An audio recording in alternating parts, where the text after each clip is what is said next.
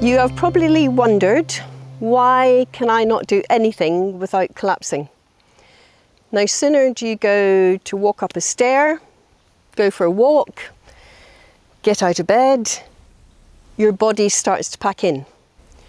When you suffered your first crash, for reasons we'll explain later, the hypothalamus reset your level. So everybody has a threshold, as you see in this diagram with the normal threshold at the top. Every species on the planet has a threshold, which is your healthy threshold, beyond which you end up with the things that Sale talked about. But when you get chronic fatigue, that threshold has been reset by the hypothalamus.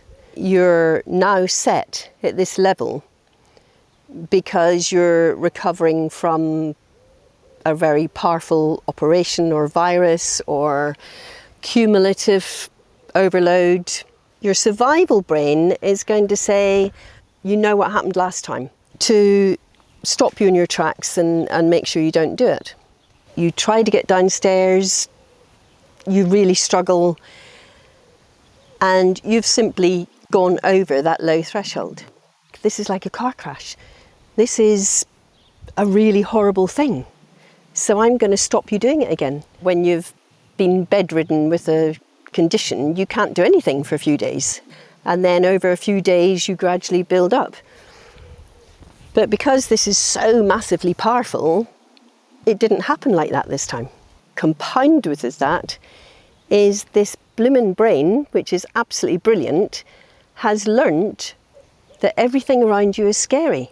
And as you go to walk up the steps, your protective brain is saying, yaw, yaw, yaw. And the amygdala is going, we know what happens here.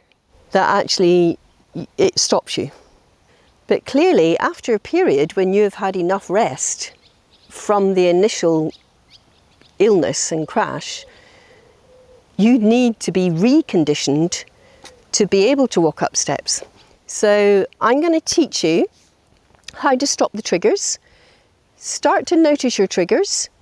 Just be very aware of what may be a trigger for you. What may be something that actually I've noticed when I go to open the front door. I've noticed that when I take a step, when I think about having to see people, or when I think about having to be with people for a whole weekend, that will instantly shut your body down, because that is what your protective brain is trying to make you do. So we need to become conscious of the triggers, and then we're going to do exercises to overcome that unconscious response that has been happening for you. 80% of how you live your life is actually a conditioned response. You don't spend your life consciously deciding how to talk or walk or interact with people. When you see a door, you automatically just put your hand out. So that conditioned response was known for over 100 years. Pavlov, a scientist in Russia, first noticed it when he was doing experiments with dogs, and his assistant would turn up with their food. And he noticed that as soon as they saw the assistant, they started to salivate. So he was a physiologist, and he was doing experiments with the glands. And he noticed that they were salivating just at the sight of the assistant. So why would you salivate to a man or to a woman? And of course, what he realized was, over time, that these dogs were associating food with this person.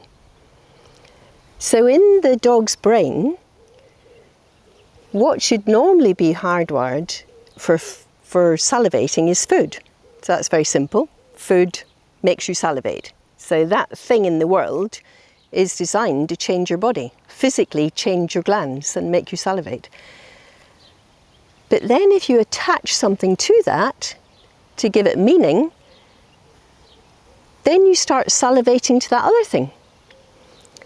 So he noticed that actually this this could happen with anything.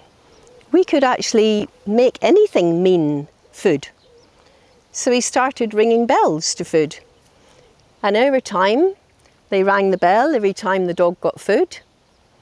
And then they only had to ring the bell without any food and the dog would salivate. And that's what you call a conditioned response. They had become conditioned to the bell. Their bodies physically changed to the bell. So you might call it a trigger. In psychology, they call it the conditioned stimulus, the thing that you learn. Conditioned just means it's learnt it. So the brain has learnt to do that. Now those dogs haven't consciously decided to salivate to a bell. Those dogs unconsciously and biologically have no choice. If you are exposed to something at the same time, then it becomes physically hardwired in your body. And that's what in neuroscience they call what fires together wires together. Unfortunately, with this condition, it is so traumatic and you are at such rock bottom that now, and you've got this low threshold, that no sooner do you go to do something, whether it is walking or talking or moving or trying to get to the toilet or speaking to people. And because it's a bad experience, that has become your trigger. So now every time you're exposed to those triggers, your brain is protecting you and it's saying, okay, you're not going to salivate, but I am going to turn on the autonomic nervous system. I'm going to turn on the protective system to say, don't do that. And that's why you end up getting really trapped in this cycle. So never discount how powerful this is. 80% of your brain is learning all about what things mean when you are just thinking of other things. Beans means Heinz. How clever was that? People got into the rhythm of saying beans means Heinz. You know, that company didn't even need to advertise again because unconsciously all advertising, they want you to associate their product with something great. So beans means Heinz, automatically you go to the supermarket, you think you want beans and your hand reaches out for the Heinz. And that's what happened. And that is the power of the brain. Once it's put 2 and 2 together, it will make you do things.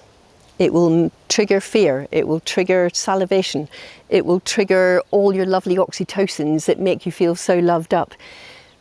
But it is the environment that is making your body react. So we're going to have to stop all these triggers making your body react, and we're going to increase the threshold gradually and sensibly so you can get back to normal.